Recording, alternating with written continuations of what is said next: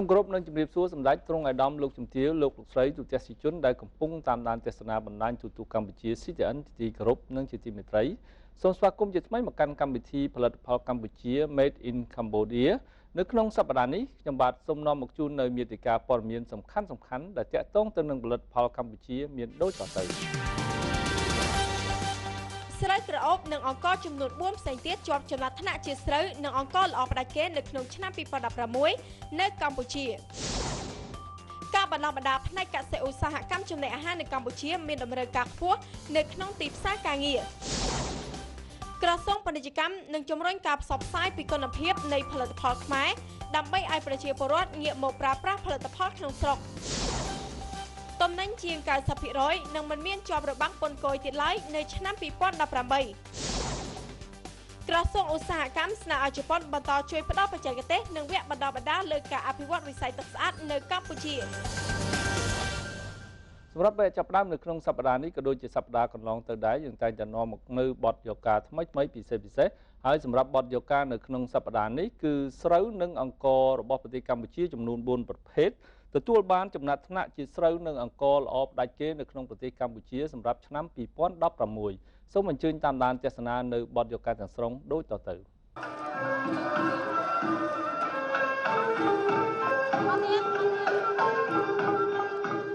នៅទីបំផុតក្រោយពេលត្រួតពិនិត្យនិងវាតម្លៃយ៉ាងសុក្រិតពីគណៈកម្មការឯករាជ្យនៅក្នុងការសម្រាំងរកស្រូវនិងអង្ករដែលល្អបំផុតនៅក្នុងប្រទេសកម្ពុជាកាលពីដើមសប្តាហ៍នេះនៅក្នុងវេទិកាស្រូវអង្ករកម្ពុជាឆ្នាំ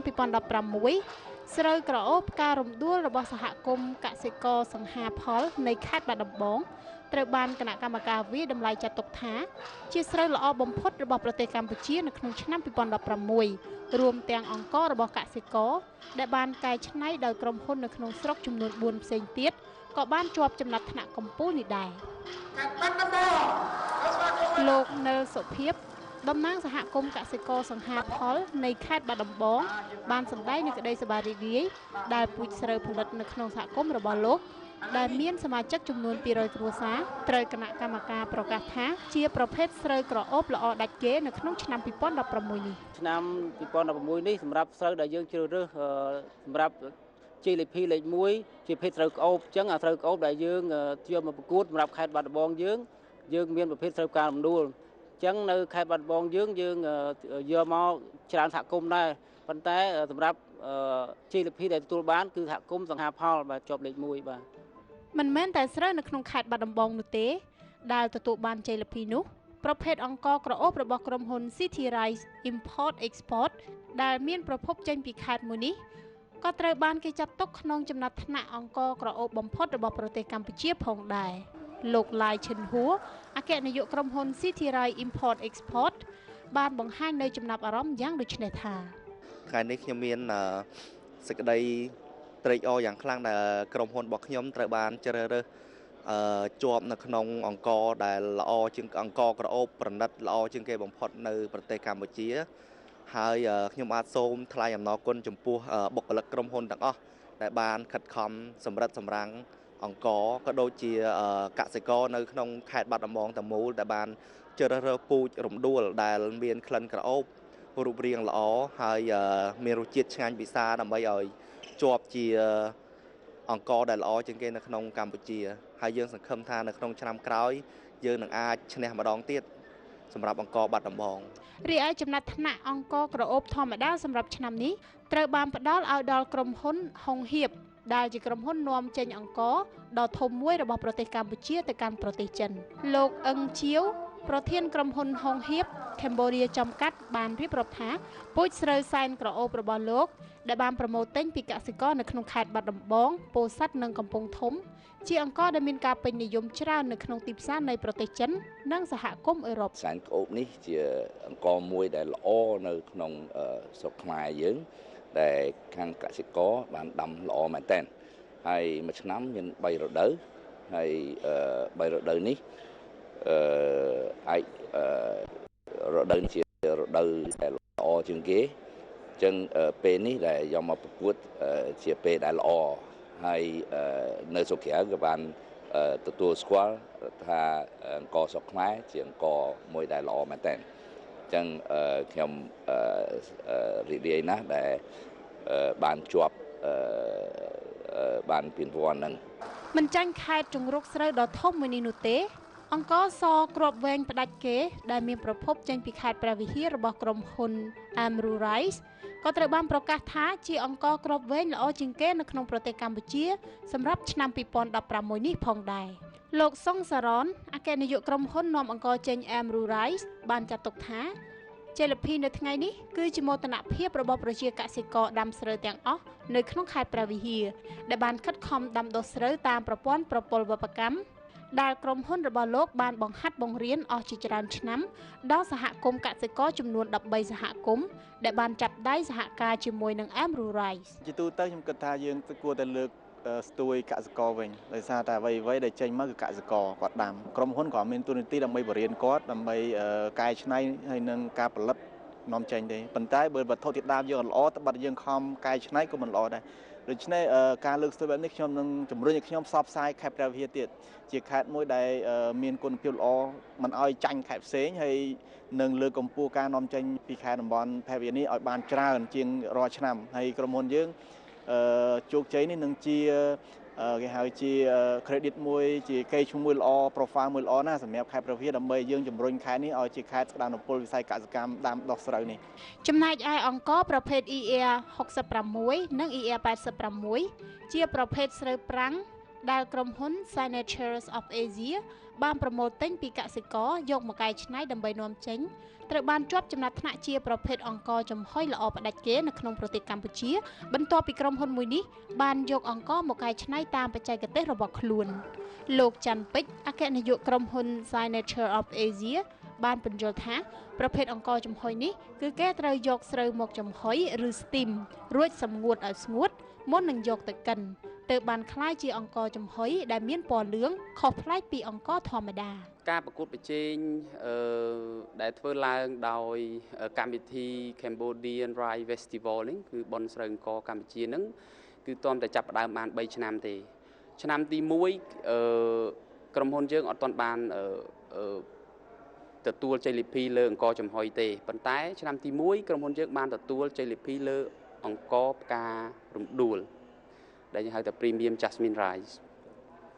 ហើយឆ្នាំទី2ក្រុមហ៊ុនយើងក៏បានឈ្នះជ័យលាភីលេខ2ពីកម្មវិធីនេះដដែលឆ្នាំទី3គឺឆ្នាំនេះការប្រកាសលទ្ធផលទាន់តែប្រកាសបាន3ប្រភេទទេស្រូវហើយនឹងអង្គរ White Rice អង្គរស្រូវប្រាំងហើយនឹងអង្គរចំហុយអញ្ចឹងក្រុមហ៊ុនយើងបានឈ្នះពានមួយទៀតគឺអង្គរចំហុយនៅក្នុងឆ្នាំនេះអង្គរក្រអូបរបស់ប្រទេសកម្ពុជាត្រូវបានជាប់ចំណាត់ថ្នាក់ជាអង្គរល្អជាងគេលំដាប់ថ្នាក់ពិភពលោក3ឆ្នាំជាប់គ្នាចាប់តាំងពីឆ្នាំ2012រហូតដល់ឆ្នាំ2014ហើយនៅក្នុងឆ្នាំ2015កន្លងទៅអង្គរកម្ពុជាត្រូវបានជាប់ចំណាត់ថ្នាក់ក្នុងចំណោម3ប្រទេសដែលល្អជាងគេនៅក្នុងវេទិកាស្រូវអង្គរពិភពលោករៀបចំឡើងក្នុងប្រទេសម៉ាឡេស៊ីឯកឧត្តមសុកពុទ្ធិវុឌ្ឍប្រធានសហព័ន្ធស្រូវអង្គរកម្ពុជាបានឲ្យដឹងថាបើទោះបីជាការនាំចេញអង្គររបស់កម្ពុជាមិនអាចសម្រេចបាន1លានតោនទៅតាមគោលនយោបាយរបស់រាជរដ្ឋាភិបាលកាលពីឆ្នាំ2015ក៏ដោយនោះក៏សម្ព័ន្ធស្រូវអង្គរកម្ពុជានឹងខិតខំជំរុញល្បឿននៃការនាំចេញនេះបន្ថែមទៀតសម្រាប់ឆ្នាំ2016នេះខ្ញុំយល់ថាតម្រូវការនៅលើឆាកអន្តរជាតិច្រើនបាទអញ្ចឹងចំពោះទីផ្សារធំៗដែលយើងកំពុងតែសម្លឹងទៅមើលហើយនឹងរៀបចំផែនការដើម្បីជំរុញការនាំចេញនេះវាទន្ទឹមនឹងក៏វាត្រូវការវិនិយោគហើយនឹងជំរុញការរៀបចំនៅលើផ្ទៃនៅលើវិស័យស្រូវអង្គរយើងផងដែរបាទដើម្បីធ្វើម៉េចតើគម្រោងស្អីសំខាន់ដើម្បីជួយធានាទៅលើគុណភាពអង្គរហើយធ្វើម៉េចដល់ការប្រកួតប្រជែងនៅទីផ្សារនោះគឺជំរុញឲ្យគុណភាពនេះជាការប្រកួតប្រជែងចម្បងមិនមែនប្រកួតគ្នាលើតម្លៃទេគឺប្រកួតគ្នាលើគុណភាពថ្លែងនៅក្នុងពិធីអញ្ជើញចូលរួមជាអធិបតីនៅក្នុងវេទិកាស្រូវអង្គរកម្ពុជាឆ្នាំ2016សម្ដេចតេជោហ៊ុនសែននាយករដ្ឋមន្ត្រីនៃព្រះរាជាណាចក្រកម្ពុជាបានមានប្រសាសន៍ថាការមិនបង់ថ្លៃសេវាផ្លូវជាតិលេខ4គឺជាការចូលរួមយ៉ាងសំខាន់របស់រដ្ឋាភិបាលកម្ពុជានៅក្នុងការចូលរួមកាត់បន្ថយថ្លៃដើមនៃការនាំចេញអង្គរកម្ពុជាទៅលើទីផ្សារអន្តរជាតិ ហើយចំណុចនេះនឹងអាចជួយធ្វើឲ្យអង្គរកម្ពុជាអាចប្រកួតប្រជែងឈ្នះនៅក្នុងការផ្គត់ផ្គង់អង្គរកម្ពុជាទៅឲ្យប្រទេសដទៃពាក់ព័ន្ធជាមួយនឹងកត្តាអត្តនោម័តយើងបានដឹងហើយថាខ្ញុំធ្លាប់បាននិយាយអំពីយើងមានមាសតែខ្វះក្តាស់ខ្ជាប់នៅត្រង់ថាយើងខ្វះឃ្លាំងខ្វះម៉ាស៊ីនកិនស្រូវខ្វះទុនបង្វិលឡាក់នឹងឡាក់ក្នុងនោះក៏មានបញ្ហាតាក់ទងជាមួយនឹងសម្រួលពាណិជ្ជកម្មផងដែរគឺតម្លៃរបស់កម្ពុជាយើងដែលដាក់សាកល្បងដេញថ្លៃជាមួយនឹងវៀតណាមថៃនៅក្នុងការផ្គត់ផ្គង់អង្ករនៅក្នុងប្រទេសហ្វីលីពីនចឹងទេចំណោទនេះក៏បានរួមចំណែកក្នុងការដោះស្រាយបន្ទាប់ពីរាជរដ្ឋាភិបាលបញ្ចប់នៅកិច្ចសន្យាថែទាំផ្លូវជាតិលេខ4ខ្ញុំសង្ឃឹមថាសហព័ន្ធស្រូវអង្ករអ្នកនាំចេញរបស់យើងមិនថាតែស្រូវអង្ករមុខទេគ្រប់ទាំងអស់ដែលធ្លាប់បង់សេវា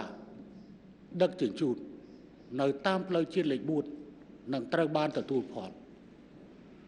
ចំណុចនេះមិនត្រូវមើលឃើញត្រឹមតែការសម្រួលឲ្យប្រជាពលរដ្ឋដែលមិនត្រូវបង់ប្រាក់តទៅទៀតនោះទេក៏ប៉ុន្តែវាក៏បានជួយផងតែទៅដល់ការសម្រួលពាណិជ្ជកម្មកាត់បន្ថយថ្លៃដើមហើយបង្កើនការប្រកួតប្រជែងនៅក្នុងទីផ្សារសូមបញ្ជាក់ថាក្នុងរយៈពេលប្រមាណឆ្នាំចុងក្រោយនេះប្រទេសកម្ពុជាមានសមត្ថភាពនាំចេញអង្កររបស់ខ្លួនទៅកាន់ប្រទេសជាង60នៅជុំវិញពិភពលោកពិសេសនៅក្នុងឆ្នាំ2015កន្លងទៅអង្ករកម្ពុជាជាង53,000 តោនត្រូវបាននាំចេញតាមរយៈក្រុមហ៊ុនឯកជននានាទៅកាន់ទីផ្សារបរទេសបន្ទាប់ពីអង្ករក្រអូបរបស់ប្រទេសកម្ពុជាបានជាប់ចំណាត់ថ្នាក់3ឆ្នាំជាប់គ្នាថាជាអង្ករដែលល្អនិងមានឱជារសឆ្ងាញ់ជាងគេនៅលើពិភពលោកចាប់តាំងពីឆ្នាំ2012រហូតដល់ឆ្នាំ2014កន្លងទៅទូទាំងជនជាទីគោរពនិងជាទីមេត្រីកម្មវិធីផលិតផលកម្ពុជានៅក្នុងវគ្គទី1នេះសូមការអនុញ្ញាតសម្រាប់បន្តិចសិនហើយលោកអ្នកនឹងជួបជាមួយនឹងខ្ញុំបាទជាបន្តទៀតនៅក្នុងវគ្គទី2វគ្គនៃកិច្ចសម្ភាសន៍ពេលឈឺក្បាលឈឺមករដូវអ្នកត្រូវប្រើគីណាល់ពេលឈឺចុកចាប់សាច់ដុំហើមធ្លាក់ក្រេកកុំភ្លេចគីណាល់ E3 គីណាល់គឺជាឱសថបំបាត់អាការៈគ្រុនក្តៅ